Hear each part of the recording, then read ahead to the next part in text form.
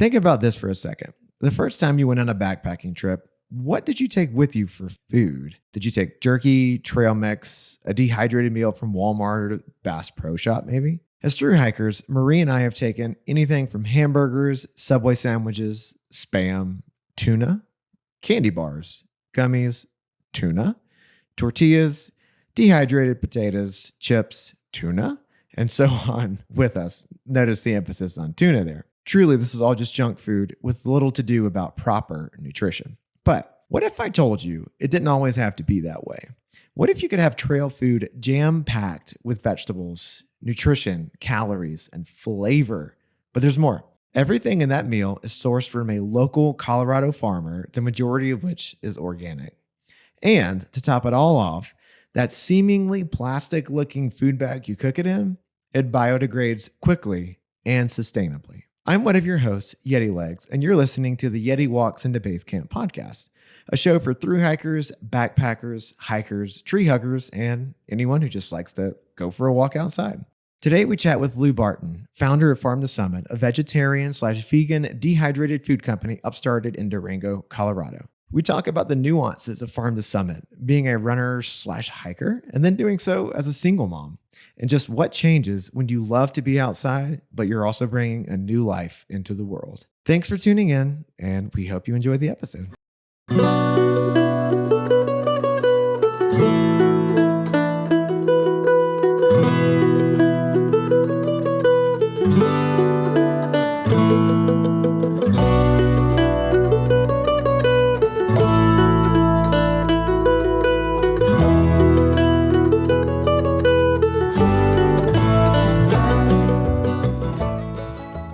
Well, hello, everyone. Thanks for tuning in to Yeti Walks into Basecamp.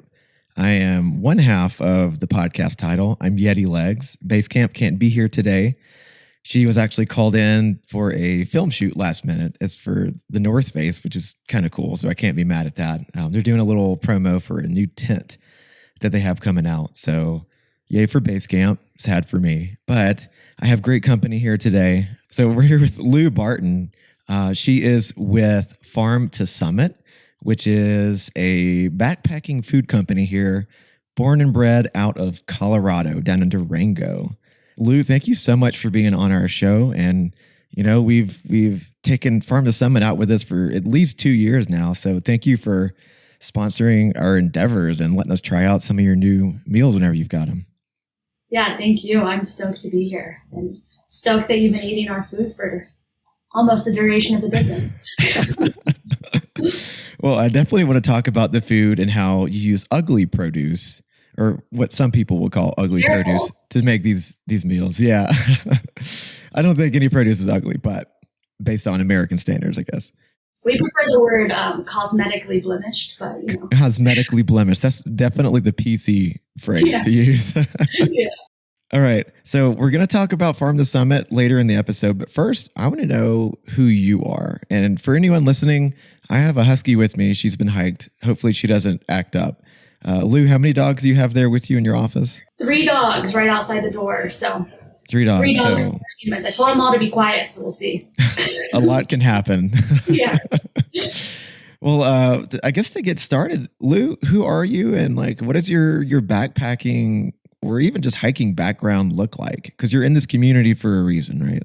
Yeah. I have kind of an interesting background, especially when it comes to backpacking food. I think a lot of people assume I'm either a thru hiker, a chef, or a businesswoman. And I think I'm relatively none of the above, but also kind of all of the above. My background is in climate change biology.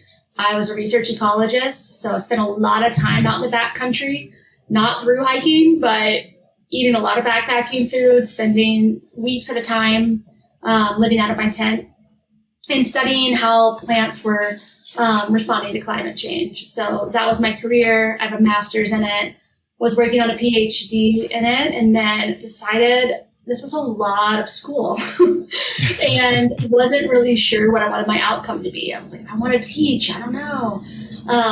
And just ultimately was like not vibing with the program. I wanted to do something that would make more of a difference. And so, yeah, I left the program and started exploring different avenues. But really, yeah, my background is in research biology, a lot of time out in the field, definitely a foodie. I wouldn't call myself a chef. I've worked front of house in countless restaurants probably. And yeah, just like really enjoy good food, really enjoy cooking home cooked meals. I'm from Georgia, so Southern cooking, it's always slow. It's intricate. It's part of the culture, and that's how I grew up. And so food was critical to me, and yeah, being on the backcountry also critical to me. So I spend a lot of time outside still, not as much in the backcountry, but yeah, it's a huge part of who I am. What part of Georgia? Augusta. What? Augusta. I lived in Augusta for 32 years. No way. That's where I was born. Yeah. What school did you go to? Augusta University. Everything. I went to Augusta University and got a bachelor's in chemistry, an MPH in environmental health. Small freaking world. I don't know anybody from Augusta. Is that where you went? No, I grew up in Augusta, so I left when I was 18. But I was at I was in Evans and then Augusta Prep. So I went to Augusta Christian. Funny. What? And you were my rival, and I didn't even know it. Small town stuff right there. I know, we were rivals. We weren't friends. Holy cow! Y'all can't see her, but she's here in what she said was a nice T-shirt, and I'm going to believe you. But also a Carhartt jacket. So when you think PhD candidate and someone who loves to be in research, they're not always like in a white lab coat. Like this is a down to earth person who loves to be outside. I mean, for my master's thesis, I spent most of the year in South Africa, and for 3 months of it, I lived in a cave. So definitely less of the lab coat, more of the Carhartt vibe. Did you like at least decorate the cave? Oh yeah, we decorated the cave. Okay, nice. Yeah, it was nice. Okay. I feel like this needs to be explicitly defined before we continue. Can you be a foodie but not know how to cook? I think so. Yeah, I would. I think that like my gut says no, but I'm thinking of 3 names I won't say that my good friends who are foodies and can't make the meal happen. So yes. I feel, Marie or Basecamp is the same exact way. She can cook to survive, but I'm usually the one left to do the cooking. But she loves to enjoy really good food. Like she'll upgrade to first class on a plane just for the food sometimes. Oh my gosh, funny. Yep. It's harder to cook high class food now that I have a daughter, but I still make it happen. I try to stick to like minimal ingredients, but I can dig that. Do you make her? You said it's a daughter you got, right? Yeah, 3-year-old. Do you make her food or do you buy it out? Oh, she's a foodie. I was just talking to her teacher about it this morning because her teacher said she doesn't eat mozzarella. Like, what kid doesn't eat mozzarella? Like, she doesn't eat cheese sticks. And I was like, yeah, she's more of like an aged cheddar and Parmesan kind of girl. Like, she's got a very refined palate. She's a Gruyere girl. Yeah. She told her teacher once her favorite food was bolognese when she was 2. And her teacher was like, she's not that bougie, I swear. But she is fed well. The fact that she could even pronounce bolognese sauce at the age of 2. Yeah, she's a talker. That's goals right there. That's goals. Yeah. She's going places. Your backpacking and your hiking stuff, have you done any longer trails, or was it kind of just like shorter day and weekend hikes around Colorado and the West? Yeah, no, I haven't done any through hikes or longer trails. I spent I lived in the cave out of my backpack for over 2 months, and really the idea for Farm to Summit came on a really long backpacking trip, but it was sectioned off into 3 trips, and I was working for the Forest Service in Yellowstone. So each trip was 5 or 6 days. And all of those miles were pretty much off trail because we're doing research. I've spent a lot of time off trail in the backcountry, just navigating with a Garmin, but not a lot of time on designated trails.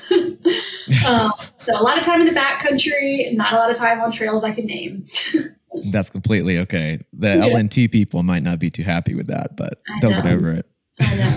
I've done stretches of the Appalachian Trail. I lived out in Asheville for a while, but a lot of trail running and a lot less of the backpacking. I was always getting my backpacking fix through work. So the idea of putting a backpack on for fun was always like, I either want to be with my running shoes or I want to be on my mountain bike. Right on. I mean, Durango is prime territory for mountain biking, especially trail running too.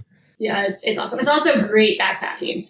I've just scratched the surface of it. So I've just done some little 2-3 day, 3-night trips. So giveaway alert. When you're 15 miles into your day and your climb is just getting started, every ounce matters. You need gear that is just as strong as you are without the extra weight. Aardwolf Gear Company crafts intuitive, ultralight accessories for the outdoor enthusiast in you. Using creative design principles and Dyneema composite fabric, they hand make accessories that are durable, waterproof, and designed to withstand the elements you choose. All of their products are cottage made in Flagstaff, Arizona, just a mile from the AZT. From spoon covers to waterproof food bags, Aardwolf gear is made by backpackers for everyone.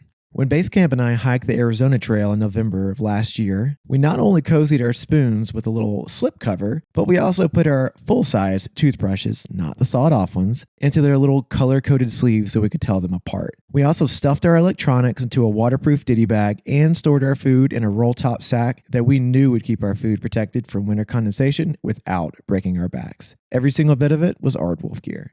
If you go to aardwolfgear.com and plug in the code YETI15, that is YETI15, you can get 15% off of your entire order at checkout. And as a way of saying thank you to the beautiful world that inspires their work through Earth Day, which is April 22nd, Aardwolf Gear will be donating 10% of all profits from their new green-colored items to Conservation Legacy. That's a nonprofit organization working to support the next generation of conservation leaders. If you'd like to try out one of their travel bags, you can snag one free of charge if you're the first person to shoot an email over to yetiwalksintobasecamp@gmail.com with a story. We want to know what the heaviest backpack is that you have ever carried out into the natures. Be the first to send us that story, and we'll reach out to you via email to get you that free travel bag from Aardwolf Gear. Thank you, Aardwolf, for sponsoring this podcast and this episode. For those of you listening, so the Colorado Trail, it's about 480 or so miles here in Colorado. It starts in Littleton in an area called Waterton Canyon, and it goes basically west and southwest and then south to Durango, which is where Farm the Summit is. So y'all are kind of like a hub for really one of the bigger through hikes that people do in the United States. Because I feel like the Colorado Trail is a good intro hike for people wanting to do a bigger through hike. Would you agree with that, even though you haven't done it? Oh yeah, awesome. Yeah, I think it's an awesome entry point because, I mean, even just the time you have to take off of work is a lot more approachable than being like, I need months to go do this thing. I think it's approachable, and I think it's also deceiving because I think you're walking through, desert, arid landscape for so long. Like, you got to be ready to handle that. And then I think by the time people get to Durango, they've just gone through the most beautiful sections of the trail. They're feeling the joy. Like, they've already worked through all the hurdles that the front range and mid sections have presented them. Mm-hmm. And they're usually in really, really good spirits. And I run that trail a lot and take my daughter on it. And it's really cool to see people finishing their trail when I'm just, 4 miles in or whatever. But that's pretty awesome. It's really cool that we have the city that gets where most people end the trail. So yeah, I know it's typical for most folks to do it quote unquote sobo because that's kind of the direction. But I feel like no-bowers on the Colorado Trail have a pretty hard time because you're starting with a 20+ mile climb, like right out the gate. Yeah, it's not our mountains do not mess around. So they're steep and they're gorgeous, and the weather is unforgiving, and yeah, it's Mother Nature at its finest. Would you say that the San Juans, so the San Juans are the mountains around the Durango area where you finish the CT, are they your favorite mountain range, or do you have like a favorite elsewhere? Gosh, I love the San Juans. I love the Weminuche. I'm really biased towards this area because I think it's really cool how few people you see in such a gorgeous area, whereas some places I visited can be just a lot more heavily trafficked. I adore the Appalachian Mountains, which is like kind of faux pas around here. Like, oh, they're so small. And I'm like, they're ancient. They're beautiful. They're motherly. They're welcoming. They don't have switchbacks. Yeah. I love the Appalachian Mountains. And I also love the Drakensberg Mountains, which is where I did my research in South Africa. I think it's one of the most beautiful places on earth. So I can't pick a favorite. I'm terrible at picking a favorite. people will ask me and I'll start just listing 10 things. So you can just say the world. I love all the ranges. Yeah. It was funny. I actually when I lived in North Carolina and was visiting Colorado, I was like, I don't know about the Rockies. They're too in your face. They're too masculine. They're too jarring. I was so used to the Appalachian Mountains. I didn't even know if I liked it. And then when I moved here, which was for grad school, I was like, oh, okay. Actually these mountains are incredible, and really had to grow that love. But I think that made us even closer. So now I'm pretty obsessed with where I live. I think it's the greatest place on earth, and tell everybody that. Right on.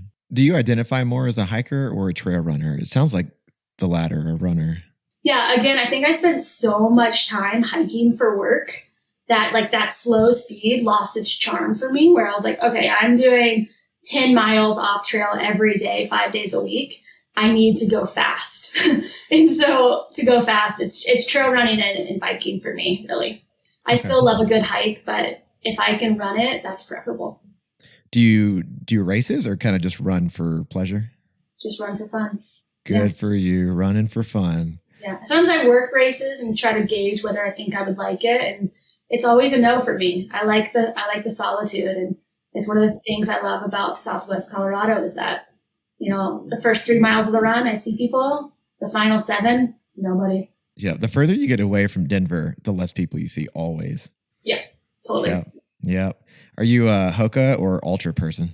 I really like Ultras, but I have Hokas for on the road. I try to stay off the road. So I love an Ultra. I like a toe box. I like it. I like the roominess. Dude, isn't it nice? Once you've gotten used to it, you cannot go back to a more narrow shoe. Yeah. It's not as I put on the Hokas recently and was like, Mm-hmm. And if you ever do a through hike, your feet will splay more. So you'll appreciate that big toe box, and they typically don't narrow back out ever. So you'll be forced. I know it's a brilliant sales tactic by Ultra. Yeah. Love that. It's funny. So you've done a lot of stuff in the backcountry, be it hiking, work, things that take you out there. Have you experienced any, difficulties or hurdles doing it as a female? And I ask that because we just released 2 episodes where Marie hiked the Collegiate Loop. And for those who don't know, it's about a 160-mile loop in Colorado around the Collegiate Peaks. But she did it largely by herself. So I'm really trying to understand, because I'm a guy, so I have my own perspective. But as a female, I don't see as many female hikers on longer trails. And so I want to understand, things that you might have encountered out there that I will never be able to encounter or understand. Yeah, I have done a lot of stuff solo. The stuff in South Africa was predominantly me and one other woman. And, I kind of have a false sense of security wherever I go because I live in a small town and identify as country mouse. And so I'm like, everybody's nice. It's great. And for the most part, that's been my experience. I think that people that are out in the backcountry have really good intentions. I think that changes as you get closer to a trailhead sometimes, where you get the commentary that you didn't ask for. But unfortunately, I guess I'm kind of used to the commentary of well, a little girl like you, big bag, or, or so where's your family or whatever, stupid stuff. But it doesn't really bother me. And yeah, I've really only had good encounters with people. It's interesting. People will ask me, you're out hiking or camping or whatever, and aren't you scared? And they're referencing mountain lions or bears or whatever. And kind of, but I know how to interact with that. But I definitely always have that fear of somebody unzipping my tent, no matter where I am. And it's this little fleeting thought, but I think I have that almost every time I go to sleep, if it's just me or just me and one other person in the backcountry. And again, I've never had anything happen, but it is interesting to have in the back of my head of that's there. And also cool that people freak me out way more than lions, I feel really comfortable in the backcountry and with the animals and everything. So, but that's saying something, that you are less afraid of, here in Colorado, the big things you need to worry about are really just black bears and cats. But you are less afraid of predators 2 to 5 times your size than a person. Yeah, they're pretty predictable in my opinion. Okay, I know that I generally know what a predator is going to do, whereas people are weird. People are just weird. You don't know what they're going to do. There's a song about that. People are strange, right? People are strange. Yeah, man. I go into a city and I'm like trusting. I like see something and I'm like, oh yeah, people are weird. Like, lock your car. But yeah, no, I've had like fun encounters with animals, and it's spooky, but yeah, you know what you're getting into. You're expecting it. Have you had any weird wildlife encounters out there? I like one of my first backpacking trips. I went out with my best friend, and we were sharing a tent, and we heard a bear at the camp, and we could hear the bear trying to get the bear bag. And I was like, you know, we got the bear bag up, right? And he's like, yeah, no, we're good. I'm like, yeah, we're good on that. And then the bear is like coming around the tent, like sniffing the tent. And we're like, okay, that's close. I'm like, you don't have anything, you have no food in the tent, right? And he's like, no, I don't have any food. I'm like, okay, cool. And then he reaches in the pocket of his jacket he's wearing to sleep, and he pulls out a honey stick. Oh. And he goes, oh, I have a honey stick. And like this bear is smelling the tent. And I'm like, you have a fucking honey stick? Like stereotypical, like Snicker bar of bear food. I don't know. There's probably like Snicker bars more now, but like Winnie the Pooh, you know? Uh-huh. And the bear went away. It was fine. But I was like about to pee in my pants. I'm like, we're going down over this honey stick. And of course the bear was like, there's nothing easy to get here. I'm moving on. So that one was kind of freaky. And then Yellowstone, I was with a team of 2 guys because they require groups of 3 because of all of the grizzly bear activity out there. Sure. And grizzlies are a little more foreign to me. I'm used to black bears, and they're usually pretty docile. But we were on the top of this ridge line off trail and seeing all these marks where we're like, there's grizzlies freshly up here. But we had to keep going for work, and ran into a group of 3. It was like a mom and 2 larger cubs, and had to figure out what to do. And we had to walk past them because we had to do the job. And we were like, I think we were 9 miles from our camp. So it would have been a whole thing to go back. Yeah. And we walked past them, and it was fine. And I nearly peed in my pants 11 times. Oh, were they feeding, or were they just like hanging out? They were just kind of running around. Okay. Yeah, more or less just like playing on top of the ridge, and boy, that could have turned out way worse. We all had our bear spray, and we were higher than them, and it just we watched them for a while and weighed that they were definitely just frolicking. So yeah, whenever you were doing work out there, did they require you to have a firearm as well, or is bear spray, did that suffice? No, it was groups of 3 and bear spray. Okay, cool. Yeah, boy. We have yet to do any backpacking in grizzly country, and it's always been black bear. So I'm really curious to see how we'll respond to that. And I've had plenty of black bears like bluff me, like turn around and try to act tough, but then they always leave. We have a bad habit of sleeping with our food in the vestibule. I'll put it in an earth sack. I'll put it in that, but I have not been hanging it up because we have really crappy trees to do bear hangs in Colorado. Yeah. So unless you're doing a 2-rope system, like it's hard to do. Yeah. And whenever I hiked the Colorado Trail, the only bears I saw, by the way, were about 10 miles outside of Durango. So I guess y'all are harboring all the black bears. So we've gotten a lot of bears. I've turned corners on my mountain bike and come like nearly face to face with them, and been like, oh, hi. Well, hello there. They typically run, right? Yeah, they always. Yep. At least for me, they knock on wood. I've always turned around. Knocking on all the wood. Giveaway alert. It's cold outside. And you know what I love? Being warm? I love being warm. Yes, you do. You know what else I love, and I know you love too? Not having a back-breaking load of weight on your back. And you know how you get that? You know what helps that? Leve Outdoors.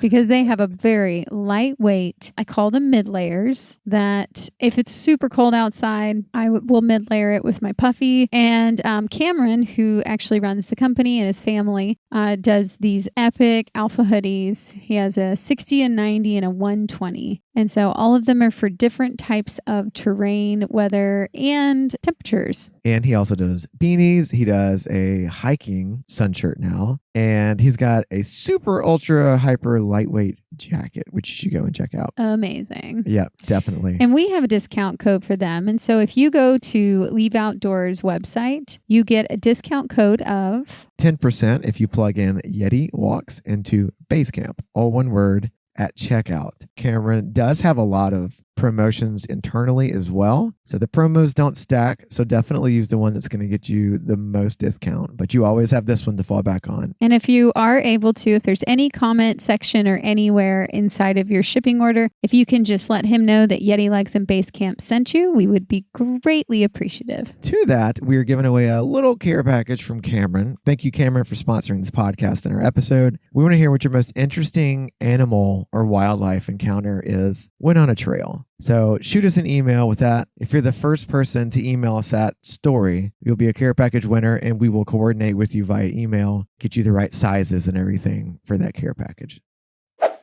Has your relationship with nature, so of course it's probably changed, working full-time jobs and all that, but since becoming a mom, has your relationship changed? And if so, how? Oh, absolutely. I mean, I was talking about speed, and there is no speed when you have a 3-year-old. It is slowing down. So there's been a lot of times where I've taken my daughter on a trail with some expectation of going to a place, going 3 miles in. And, even when she was in a pack, it's like she wants out of the pack 1/10 of a mile in. We sit at a log, we play with rocks, we hit them off with sticks, or, rub a ponderosa pine and smell it for an hour and a half or whatever it is. It's just crazy slow down. And it's kind of awesome. It's like, yeah, you're really getting that love of minor things back instead of, summoning the mountains so much. But also, like, when I don't have my daughter around, I am going out and doing a lot of trail running and biking and really trying to get in those longer stretches and, to my favorite places in my area. So it's pushed me to slow down and also to take advantage of the time that I have for just me and nature. So yeah. I love it, and she loves it. And I mean, she hiked up. We have a little mountain here called Engineer, and it's hard for some people. Like it's a solid 3 miles up the mountain, and she hiked 2 of it solo last year, which was pretty incredible. What? Good for her. It was a long day. It's a long day, but we got there. But you made it. We made it. Yeah. Like Everett Abbey said, the person on foot will see and appreciate and enjoy more in a mile than the motor tourist will in 100. I wonder if he's got a quote out there about person on foot with a kid. Yeah, it's a whole thing. They get to a size where they're a little too big to put in a bag or the backpack, and a little too small to hoof it too far, and just change your expectations, and it's perfect. And so fun to get to share with her. She's funny. She calls all hikes walks, and I think that is what I'm calling them now. Like, they're just walks. Like, take all of the ego out of it, and we're going on a walk, and that's just her norm. And yeah, it's good. I don't want to get too big into this, but the last couple of trails that we've started to hike, there were through hikes. We haven't finished them for one reason or another. And so it's been super humbling. And so we've kind of been decompressing and processing like our new opinion of through hiking. Because it's really easy once you've done an entire through hike to get like this elitist mindset. Mm-hmm. And so we have been like refraining? No, you know what I mean? We've been reworking it all. And we've changed the saying at the end of our episodes from happy trails to something along the lines of whatever trail you're out there hiking, at the end of the day, we're just outside walking. And so I appreciate that she says that, because, kids see things in a different way than we do. Yeah, I like the normalcy of it. And we're just out here enjoying our walk. And she doesn't even know that the places I'm taking her are destination places for people all over the world. She just thinks they're just normal. She thinks a drive is normal when we're scaling a cliff and like just barely making it up in the Tacoma. She's like, we're on a drive. That's fine. Oh my God. You're setting her up for success in life. Yeah, I hope so. Definitely. Have you found that since you're going slower, you're observing things more? I mean, you've always observed because you're a scientist. Have you found that you are seeing things through a different lens than you were before having a kiddo, maybe with a bit more mystery, or just observing it, I guess, in a different way now? Yeah, in some ways. I think it's like I was a scientist, am a scientist. Like, I always was taking groups out on forays and foraging and or just plant identification. And people were always asking me questions like, what's this plant? What's its medicinal purpose? How does it grow? Like, is there any folklore attached to it? And I was really missing that when I left academics. And then having a kid, it's like having that all over again. Like, what is a pine cone? Like, why is this pine cone bigger than that pine cone? And it's really fun because she has this mystery, she has this unsolved question every 5 seconds.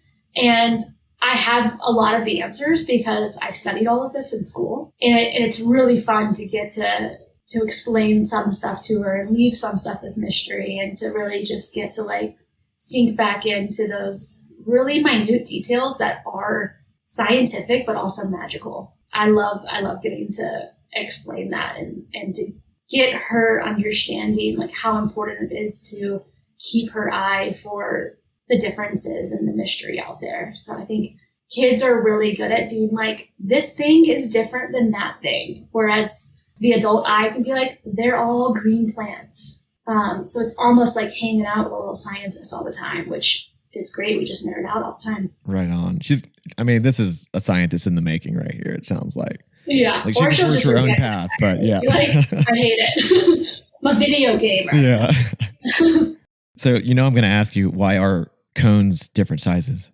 I mean, it really depends on the species of the plant for the most part. Okay. Yeah, there are also sometimes male cones and female cones, and there's a lot of little nuances. And I forgot the plant that she was asking me about on it, but on this one, it was female versus male cones, which was fun to explain to a kid who doesn't have any idea how babies are made. Okay. Riddle me this. Why is an Engelmann spruce cone smaller than a blue spruce cone? The range of Engelmann might be higher up. When you get higher up in elevation, naturally things get smaller. Yeah. But sometimes there's not a why between species for those kind of differences. The elevation thing can definitely be part of it. Okay. But sometimes it's just like a species difference, which I think is cool enough in and of itself of, yes, there are different types of pine cones because this tree is different than this tree. Like, not all spruce are just spruce. So it can just be variability in the genetic structure. Isn't that the answer for everything in ecology, biology, most ologies? Yeah. It depends. Yeah. Maybe this, maybe that. Totally. Yeah. It could be a lot of different things. Yeah. Well, let's get into Farm to Summit here. What the heck is Farm to Summit? So I explained that it's a backpacking food company, but what is it and how did it get started? Yeah, so Farm to Summit, we make dehydrated meals for backpacking, camping, lazy days at home, whatever. Just add water to the bag. And the premise of Farm to Summit started, well, for a lot of reasons. One, I was in the backcountry, specifically on this Yellowstone trip that I mentioned previously, where we were I was out with 2 other people, and we were out for, I think it was a total of like 26 days, so 3 backpacking trips. Eating a lot of backpacking meals, and these guys specifically were just complaining about their meals nonstop. I tended to stay away from backpacking food more because I didn't like the way it made me feel. So I would add the extra weight and just be like, I'm going to make my own thing, and kind of would do a lot more planning before a trip to make sure I liked the food because I really care about food. I think it's really important for my happiness as I eat it, and also my body really needed the right fuel to be able to keep up on these long off-trail days and working. So they were complaining about the food, and then we would go out on these 10 to 15 mile off-trail days where we weren't really talking to each other. After day 10 together, there wasn't a huge amount to say. Yeah. So I just started thinking about food and how important food was to feeling good in the backcountry, and how we go to these beautiful places and then we eat this terrible meal that makes us feel like shit. It looks like shit and tastes similarly, And I was like, there's got to be something better.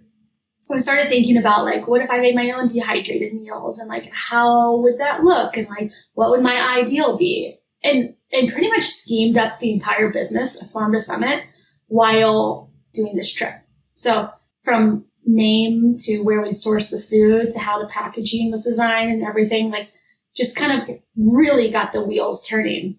And the concept was pretty simple in my mind of there's a need for better food. I can probably make better food. We'll see when I get home.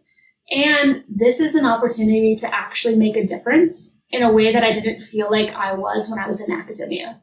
So I left my PhD program in climate change biology because I was doing a lot of climate modeling with data sets that I was just like not sold on the impact of. I was like, I love collecting these data and what is the real world impact? Like by owning a company, you can actually make a real world impact in a really measurable way. So before we sold our first meal, we had come up with every pillar we wanted Farm to Summit to stand on.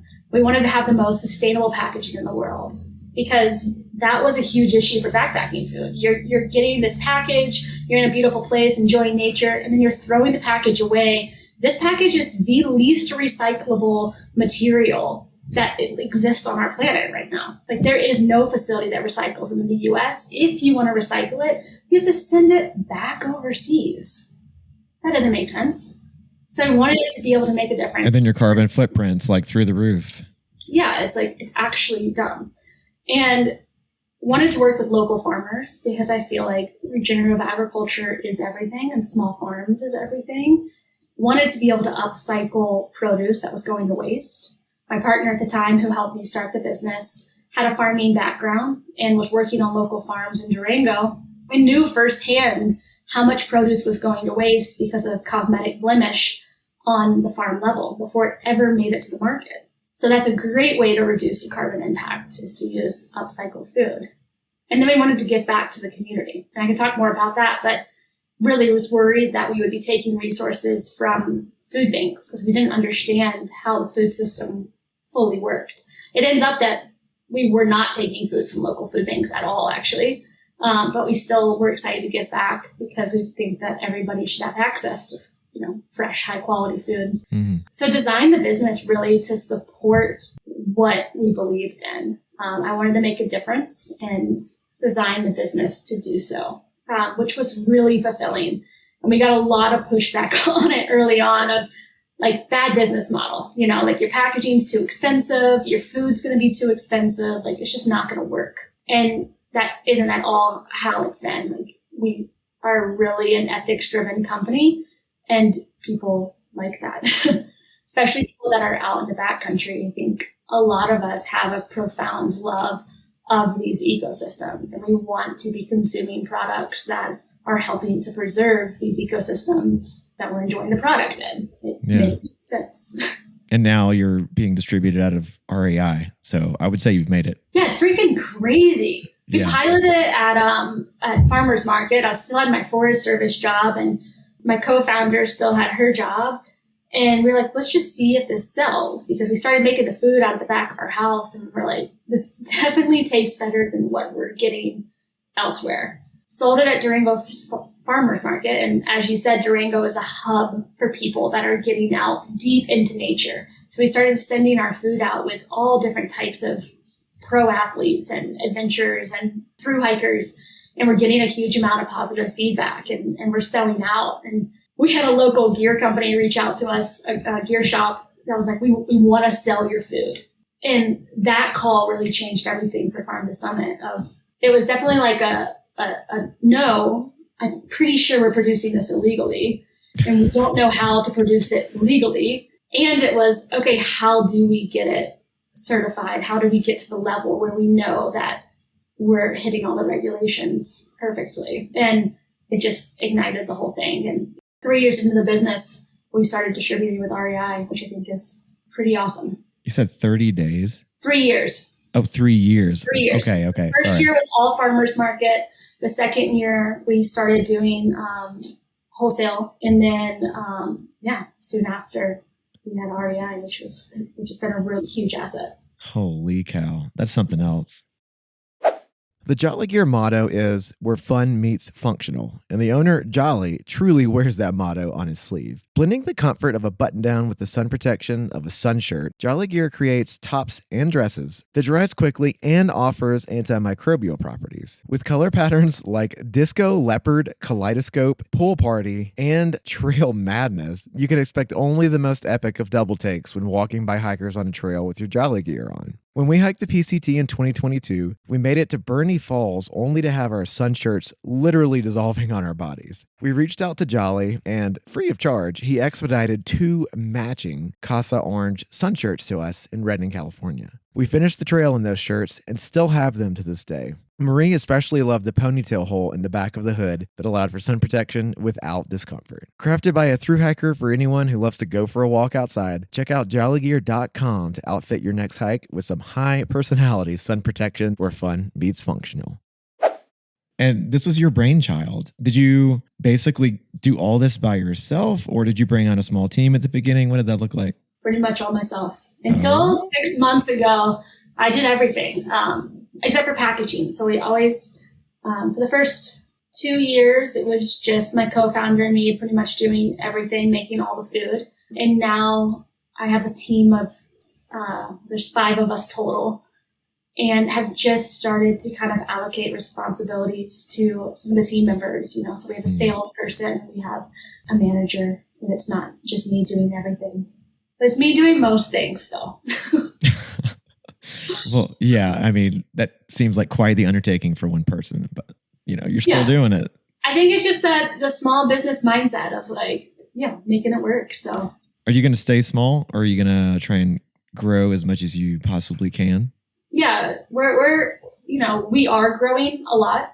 We're also really committed to growing sustainably. So when REI brought us in, they brought us in with 35 stores to start, which is their biggest rollout for a new company. And the food was doing really well, and they were getting a lot of positive feedback. And so the buyer reached out and said, we want to put you in 120 stores next year. And I said, that's fucking awesome. Love that. And no. And we're not going to do it. And I explained to her, I was like, our model is built off of our farms. So we have to order our food and purchase our food and preserve our food the year before for the following year. So if I were to say yes to 120 stores and we're whatever Xing our food output, I couldn't stay true to my model to the farms. I could do it. We have the facility, and our people, I could hire more people, and plenty of people are willing to do the work, and we can make it happen, but I couldn't keep my model. And so I said no. And she really respected that. She was really cool about it. And I think it kind of makes them want us more, hopefully. But it's really cool to have those checks and balances in place. So yes, we are interested in growing, and we'll keep growing, but we will only grow to the capacity that can support the model, because the whole point of this business is to promote the model. It's not to get filthy rich and sell out. So if you had committed to that 120 stores, would you have then basically had to change over from agriculture to agribusiness sourcing your produce? Yeah, pretty much. I mean, we have really easy access to cheap produce through distributors that get stuff from California. Yeah. We pay double for our local, and our local is way better. And I bet it is.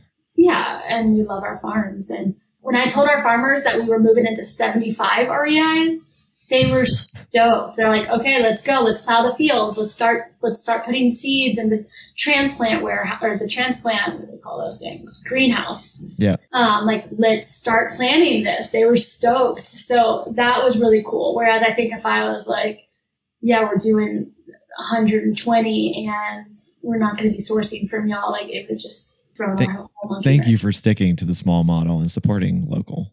I appreciate that. My favorite part about the business is who we get to work with. So I'm very choosy about that. Integrity is huge. Yeah. I mean, my partner and I just drove to New Mexico yesterday to deconstruct and drive away a walk-in freezer, because we're going to start freezing a ton of local produce so we can expand our local impact even more.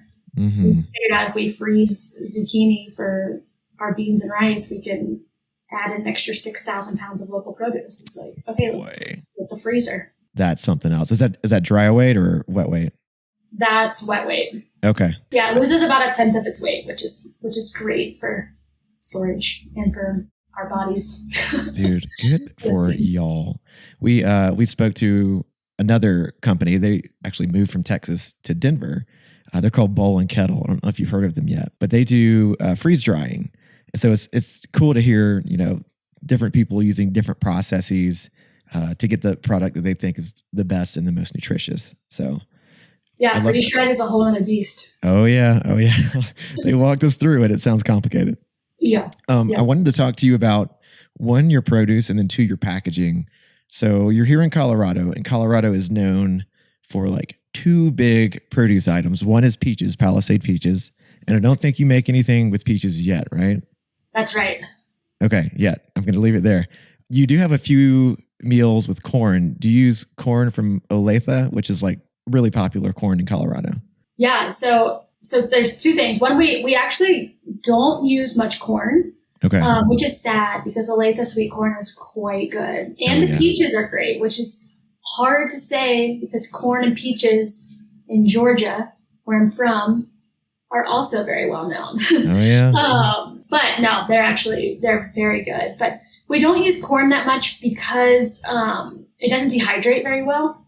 When you rehydrate it, it can be really, really chewy or hard still. So it's really good to freeze dry, but not to dehydrate. So we actually aren't using very much corn, with the exception of like cornmeal. And then the peaches we've avoided because peaches you have to peel and pit. Peel, pit, and freeze, or peel, pit, and chop really fine. And it is a lot of work. So we're trying to find ways to add peaches into the repertoire because they're so good and there's so many seconds. Right now, we're just, our entry fruit is apples because Colorado does grow quite a bit of apples. So we have really awesome heirloom varieties and a lot of seconds, and it's a little bit easier to core and chop them with peels on. So we've been focusing on that. And then, we live in Durango, which is the Animas River Valley. So we have very few peaches local. Most of those are in Palisade, about 4 hours away. But in Durango proper, we have a really fertile farming region in the Animas River Valley. And mostly what farmers are growing are carrots, beets, cabbage, and zucchini and leafy greens. We get a ton of those. Okay. And so that's where we focused all of our efforts into. So almost all of our meals have carrots in it. Thai carrot slaw. Yeah, the Thai carrot slaw is almost all carrots and cabbage. That's because that's what our farmers have. And even our golden oats, our oatmeal has shredded carrots in it.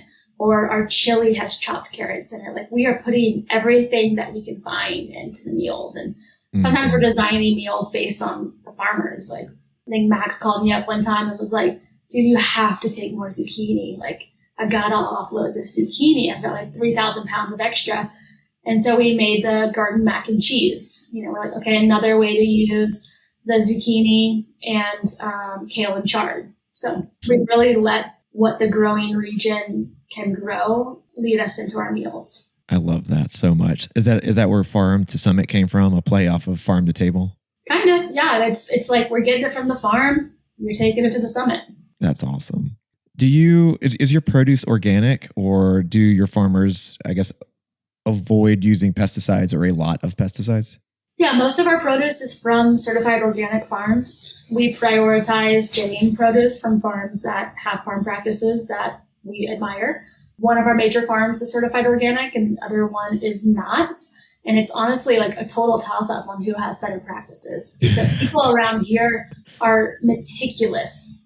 They are like low till, they are no chemical. They are really doing things right. And it's almost like the land makes you do it, because this is arid, high desert ecosystem. Like, you can't over-till the soil. You can't dump a bunch of pesticides and herbicides out there. Like, you're gonna mess up the entire thing. You have to be focused on regenerative agriculture or you're not going to be growing food. So all of our farms are no chemical. Most of them are organic. They're all owned by small families, small teams. We've been to most of them. They're all under 10 acres. Wow. So it really is small family owned farms. I love that so much. Yeah. And they can produce a lot. I mean, we work with a farm that's half acre. One of them's half acre. And to me, I was like, that's a garden. And then I went out to the farm and I was like, okay, no, this is a farm because her rows are 6 inches apart from one another. Like try to even get a harvesting machine there. You can't. It's all picked by hand. Mm-hmm. But she's producing a ton of food was my point. And so we can still get hundreds of pounds of kale from her at a given time, which I don't know if you've ever weighed your kale at home, but hundreds of pounds of kale is a lot of kale. Does it fill up like 5 bathtubs? Yeah. Yeah, we do everything in tubs. And like when our farmers come to drop off produce, they bring out these big Rubbermaid totes. They're like totes. They're like 40 gallons, I think. Mm-hmm. And it fills up our 10 by 10 cooler in a day. And then we roll through all of it in a week and then they fill it back up. Oh my God. Yeah. If you want to check out some Farm to Summit meals for yourself, locally sourced Colorado meals like green chili mac and cheese, Thai red curry, mushroom pot pie, and Thai carrot slaw, which is my favorite, you can snag 20% off with the discount code FEEDTHEYETI. All one word, Feed the Yeti. FEEDTHEYETI at checkout whenever you go to farmtosummit.com. By purchasing from Farm to Summit, not only are you supporting a small Colorado brand that won't sacrifice on sustainability for profit, but you're also supporting Colorado farmers, the backbone of our society. Last question on produce. So you have a mushroom pot pie, and I'm wondering, do you forage the mushrooms yourself? Do you get them from a forager? Is it local? What's going on with that? Yeah, they're grown locally. We have this team that moved here fairly recently, and they just like crush the mushroom game. They have a huge grow operation, and they're growing all these really cool varieties of gourmet mushrooms. And yeah, we were like, we got to figure out a way to get mushrooms into our meals because this is a huge farm operation and really beautiful mushrooms. Like we're about to launch a new website. There's going to be pictures of the mushrooms on there, which we haven't done justice to because seeing them before they're all shredded up into the mushroom pot pie, like you can't buy those at the grocery store. They're incredible. Mm-hmm. What do you put in the pot pie? What type? What kind of mushroom? It's blue oyster and black pearl kings and cremini. Whoa. I can tell you what cremini looks like. I can't tell you the other two. Yeah, one looks like, I don't know, one of them is like, sometimes the diameter of the stem, it's like 4 inches wide. Just like meaty, beautiful mushroom. And then the blue oysters are like these giant clusters, like bigger than your head. Like you couldn't even sell it in a grocery store if you tried. But we just pull off chunks and throw it in our shredder. And then that goes into the pot pie. You're really making me wonder why we don't live in Durango right now. A lot of cool people keep moving here and starting cool things. Like all these new farms popping up everywhere. It's fun. Look, if we both had like sustainable jobs that we could continue to have and live in Durango, or even, who knows, maybe even Flagstaff, both really epic towns that we love. So keep up the good work in Durango. Thanks. Why vegan/vegetarian meals? Why no meat? Yeah, great question. Originally, it was because we were cooking out of a very small kitchen and just didn't have the ability to meet those regulations for the meat. And the idea was, okay, once we're bigger, we'll add meat. And then we got bigger and we're like, why the hell would we add meat? Like our meals are packed with nutrients. They have great protein levels. We sneak protein in with egg noodles or peanut butter powder or the beans and rice. And we figured out 2 things. 1, people really wanted vegetarian meals that are high protein. And 2, that dehydrated and freeze-dried meat struggles to meet the flavor profile we want. Okay. So we started talking to other companies that could produce the meat for us and we could add it into the meal because we thought that would be an approachable way to add meat.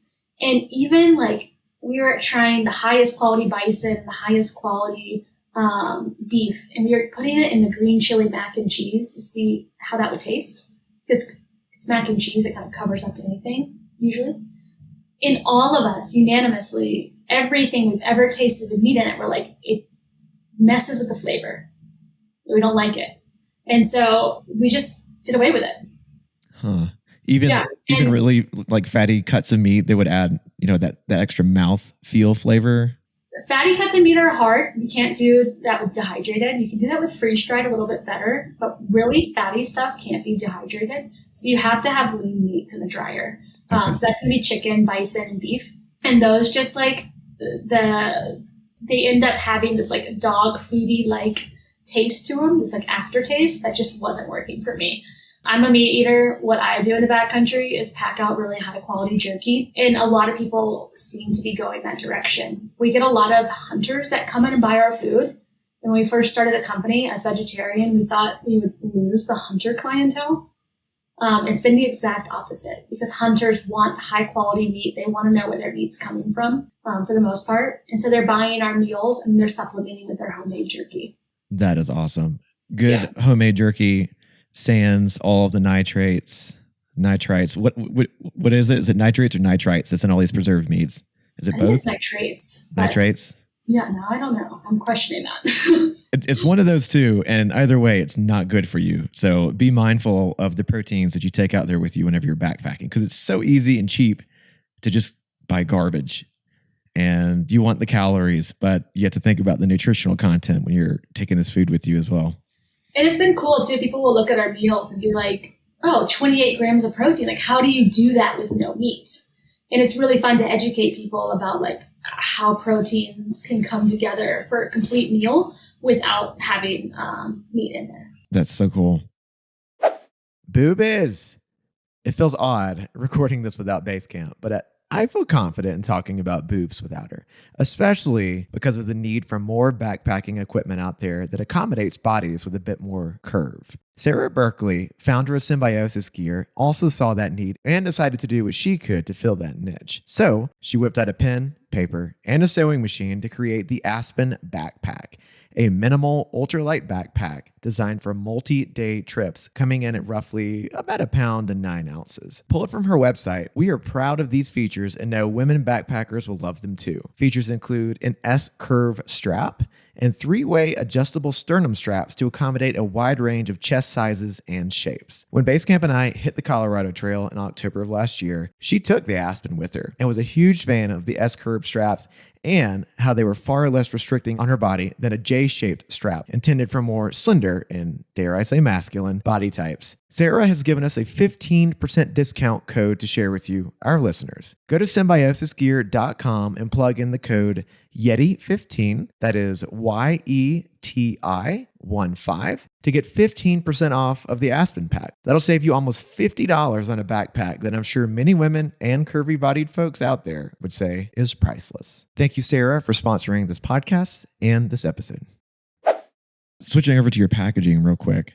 So am I to understand that I can buy one of your meals, rehydrate it, eat it, discard the packaging, and every single bit of that packaging biodegrades quicker than like one of those, and not to name drop, but like a Mountain House meal, something that you would get at Walmart? Yeah, so I did weeks, months, I don't know how, lifetimes of research on packaging before choosing that packaging, and truly believe that we have the most sustainable packaging on the market. It's omnidegradable, which is a word nobody knows. It's a packaging company designed out of Canada. And basically what they've done is created a packaging that will break down anywhere that there are microbes. So that can be in your home compost system, that could be in a river, that could be in an ocean, and that can also be in a completely anaerobic landfill. So the way landfills work is you're adding all this trash in, and as you do that, the oxygen is essentially sucked out of the ecosystem. But our packaging doesn't require oxygen to break down, which is super unique. A lot of compostable materials. This is a whole tangent that I could go on for hours. But, Do it. Yeah, so there's compostable materials that get composted, and then there's compostable materials that never reach a compost facility. They go to it, and then they're immediately ex-nade. So most compostable plastics are never composted. It's greenwashing. It's bizarre. It is very rare that a composting facility can do plastics. I think it's about 150 in the entire country that will accept some plastics. Now, if you take something like our packaging, that is a multi-material packaging item that would have to be separated out, almost none take it. There's one thing like the backpackers pantry that like that stuff is not even recyclable. It's terrible packaging. But there's some companies that will say, oh, our packaging is compostable. Maybe it is, probably it's not. It's compostable somewhere. But what our packaging is doing is kind of bridging this gap. So it's not meant to go to a composting facility. Most compost facilities have really strict requirements for when these materials have to break down. And ours are a little bit slower because it is basically a plastic. What's cool about ours is that it can go into a landfill and break down in less than a year. Whereas normal plastics, even compostable plastics, if they end up in a landfill, they're around for decades. Oh, yeah. Compostable plastics in a landfill are almost identical to conventional plastics in a landfill. So our packaging is kind of meant to be thrown away or put in your backyard compost, and then you don't have to worry about it. It's breaking down into organic biomass, carbon dioxide, and water. We're really stoked that the technology exists and put a lot of our resources into sticking with the company. So it's not cheap packaging, but it's super important to us. This is definitely a conversation of quality over quantity is what y'all are doing, because you could be getting much cheaper packaging. You could be producing with, produce sourced elsewhere that's not local, that's not sustainably produced, but you're not. And I think anyone listening to this podcast will appreciate all that, because it's getting harder and harder to find folks that give a shit about the environment and about the local community. And I think we have a really concentrated effort in the hiking community where you see a lot of this, but you also see a lot of brands that are getting bigger and bigger and outsourcing their materials and having them made elsewhere and turning into corporate. And it's really disheartening when you see that. But whenever I hear stuff like what you're telling me, it gives me hope for the hiking community and folks trying to start up these businesses to make a positive impact. Yeah, I'm hoping that there's more companies like this popping up. And it does seem like there are. Like, again, I like to give everybody the benefit of the doubt and say that that is the movement in the direction. But it's been really astonishing as we've grown and, we've taken on a few investors and have more input from the business community, how much pressure there is to grow in non-sustainable ways and how much pressure there is to get further from our business model. And I'm a strong hell no to that. So Agnes, the dog in the background, agrees. So definitely. It's, again, why we started the company, and it's a non-negotiable. Perfect. Keep it that way, please. 2 questions to wrap things up here. One is, what are your 2 favorite meals from Farm to Summit? And I guess you also do lattes as well, so that can be one of your choices. Yeah, the lattes were funny. I needed those for all my work and never had the combo of the coffee and the milk in the same container and enough caffeine to actually fuel my day. So that's where those came from. My favorites, 2. I have 3, so this is hard. The green chili mac. Okay, I'm going to say 3. I love to break the rules a little bit. The green chili mac and cheese is probably my top dog. It's like I'm never not in the mood for it. Even if I'm not hungry at all, I'm like, yeah, okay, that hits. And then otherwise, the Thai red curry with another person, and then the Thai carrot slaw as a side. Like, it's never felt more decadent in the backcountry when you have a side salad and a fully rehydrated, beautiful Thai meal sitting right in front of you. Like, it feels glamorous. It tastes delicious. It's like a lot of nutrients in one little bundle. So those 2 together. That's glamping is what that is. Yeah, it's really glampy. Yeah. It's funny you said those, because I wrote down my 2 top and I said the green chili mac and the Thai carrot slaw. Oh, nice. Yeah. Nice. The Thai carrot slaw gets overlooked. People are like, it's not as high in calories. It's like, it's a cold soak, but I love it. And I've done it with hummus on a wrap for lunch or a day hike. That feels like an elegant move. Yeah, so I've also mixed it in with, a top ramen for a hot meal. Okay. That was kind of my brainchild from my backpacking trip in Yellowstone, because none of us had any crunchy things. We realized that all of our stuff was soft cooked stuff or snacks. And we were all like, man, I would love a carrot, or man, I'd love an apple. And I was like, I need a meal or snack or side that fills that veggie crunch, tangy, fresh craving you have on like day 3 in the backcountry when you've been eating Snicker bars and mac and cheese for 3 days. Oh, yeah. Whenever we were hiking the Arizona Trail in, when did we do it? November of last year. It was hot as all get out, even in Arizona in November. So don't think otherwise, folks. But we were getting towards the southern terminus, and I remember whipping out the Thai carrot slaw for lunch. And I'm like, I'm so glad that I'm getting vegetables, but it's not hot. Like, this is a good cold meal. I guess you could cold soak your other meals too, but like this one is intended to be eaten cold, and it hit the spot with some Doritos, of course. Oh, nice. Yeah. Love that. Yeah. Yeah, all of our meals can be cold soaked, which is fun. Yeah.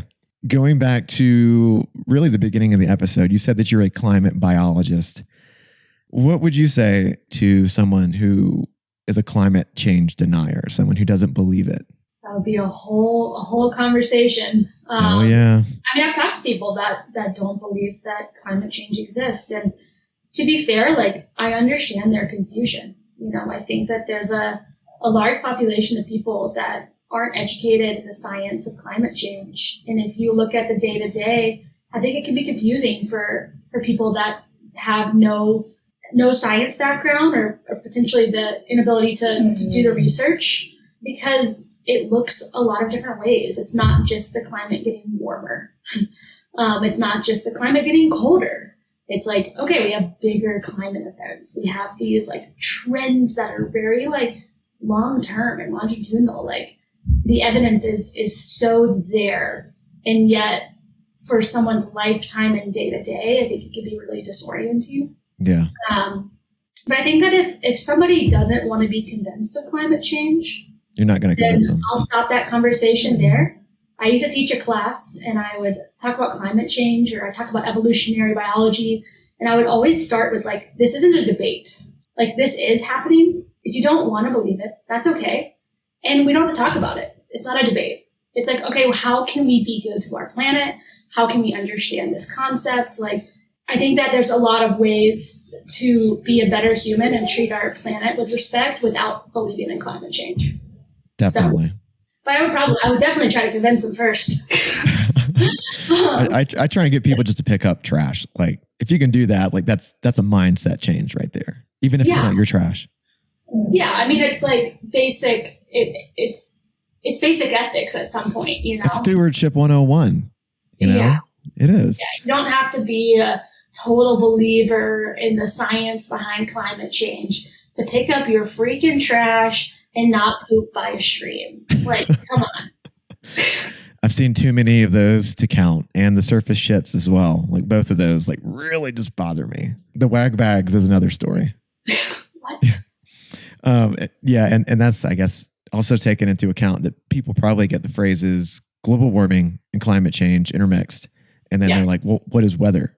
Because the weather seems fine here. So yeah, another whole conversation. But I mean, my own mom, I had to be like, when I was starting my grad program, she was like, but climate change isn't a real thing. And I'm like, it is. Here we go. Okay. Yeah, I mean, I grew up in the South, so I'm quite used to chatting with people from different backgrounds. And usually you can find the threads that you agree on. Trash on trails, bad, you know? Yeah. Emissions from factories, not great. Good. Like, okay, cool. We're on the same page. We're just using different language here. Yeah. The common thread is the best way to talk to someone. Just find it and then build from there. Yeah. Have your local farmers been affected by any changes? I know you've only been doing this for, you said 3 years. How many years are you on now? Yeah, just over 3. I think we're coming into our 4th. From the beginning of production to now, have you seen changes in, I guess, the amount that your farmers are able to produce? You mean just like climate change related? Yeah, I mean, I think it's, again, like there's these trends in the data where you're trying to look at whether this is climate change, what's happening. But I mean, in the Four Corners region, there's this general trend towards like greater aridity. So like less rainfall, less snowfall, less snowpack. Water is definitely a stressor around here. And there's no doubting that like climate change is involved in that. If you look at the data from the beginning of data tracking. And farmers are super nervous about it. You know, Yeah. a lot of our farmers have good access to water. Some don't. And the ones that don't, it's gotten worse. You know, like they are hoping that it will trend back, but who knows? And then when you have greater, you know, drier fields, it produces a whole nother thing. Like we had our farmers have a big grasshopper uptick a few years ago because the grasshoppers were able to lay 2 rounds of larvae that year, like to be able to grow twice the population. So now they ate all the crops. And that year we had an enormous amount of seconds kale because grasshopper holes. So they were eating on the kale. And, Man. you know, it's like, it's a cascade of events when you have higher temperatures or when you have more drastic weather events. So like more hailstorms or torrential monsoons that are kind of unprecedented or it's like it's flukes in the trends where we're like, okay, it's getting more and more fluky, and there's nobody that knows weather better than farmers. So they'll tell you, they'll be like, I've been doing this for 30 years and here's what I've noticed. So there's definitely changes. They're really good at adapting. I think farmers are the most resilient humans around, so they're really good at adapting and figuring out what they can do. And that might be changing their crops, or that might be changing the way they farm the land, but they're really good at figuring it out for the most part. I admire them a lot for it, and also I'm not envious. It feels like gambling every day around here. Like, the grasshopper is going to get you, the hailstorm, the sun going to be too bright, the sun going to be too dim. Like, it's wild. I don't even think about the sun because we're at higher elevation, so it's, you know, more UV exposure, so it can literally cook your crop. Yeah, we get broccoli sometimes that has sun damage. It's like the very top florets will get cooked, so it'll be like a little bit of yellow, and they're like, all right, not good for market. Holy cow. Let's end on a happy note because I could get bogged down in the negativity of climate change. Yeah. What is, and I'll make this specific since we're kind of on the thread of the female hiker. What would you say to a female hiker who's wanting to go out and do a hike or a backpacking trip or something, but she's got reservations about doing it by herself? What would you suggest for them? Like to give them some positivity and some oomph behind doing it? I'm a big, like, just do it. Just do it. I think as a mom, there's a lot of excuses that you can make for why not to do it. Or as a woman, or as a person of minority, etc. Like there's a lot of reasons and why it's not accessible. And I think sometimes just ignoring that and doing it can be huge. And if you're super nervous about it, talk to people.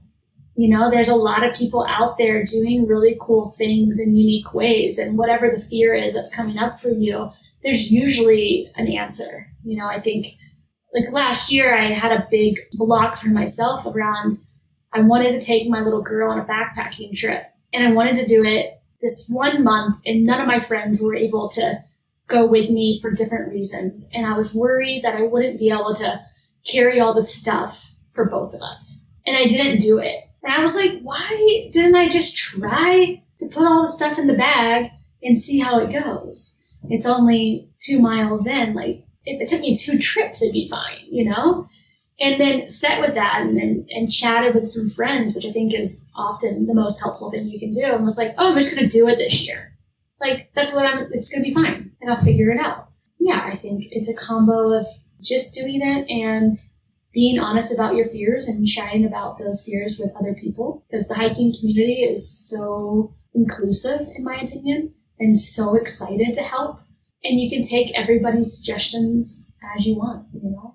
Pave your own road, and it's going to look different for everybody. And that's kind of what's cool about it all. Definitely. And I would also add to that, you know, do your own research and go with your comfort level, but also don't let the fear mongering keep you from doing what is exciting you.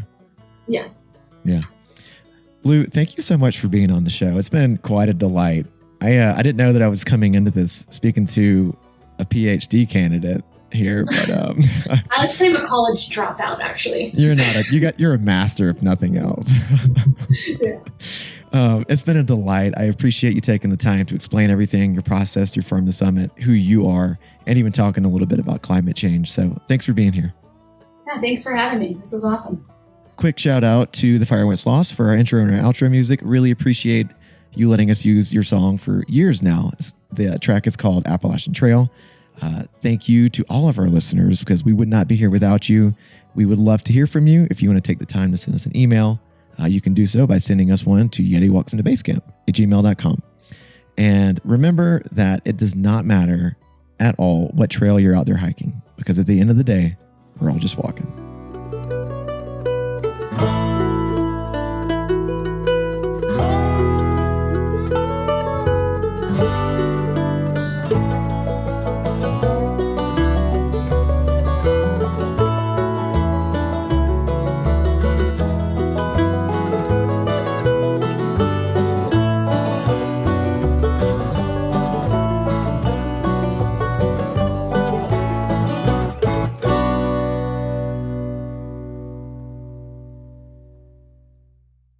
Hey everyone, Yeti Legs here. We just wanted to let you know that here at Yeti Walks into Basecamp, we do not use AI for any of our editing, recording, social media, or image generation. Everything is done by hand by our team, and that's how we want it to stay. The use of AI has detrimental effects on our environment, and we want no part of it. So we hope you enjoyed this episode that was hand edited by our team with talent and integrity.